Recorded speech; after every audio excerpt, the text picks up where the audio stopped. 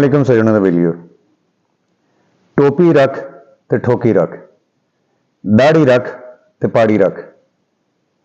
ये मिसाल पंजाबी की जिहड़ी बनी है कि कुछ लोग अपना हुलिया दाढ़ी रख के टोपी रख के यह जिहा बना लेंदे ने कि वो लोगों को अगर दुकानदार ने तो अपनी चीज़ जिहड़ी है दो नंबर चीज़ जिहड़ी है आसानी नाल वेच सकन, मिलावट वाली चीज़ वेच सकन, दो नंबरी कर सकन, झूठ बोल सकन, लोगों को अपनी ज़ाहरी शख्सियत का लिबादा दिखा के झांसा दे के लोगों को अपने उत्ते शो कर सकन कि जी असी बड़े दीनदार ते ईमानदार लोग हैं, तुसीं साडी गल दा यकीन करो।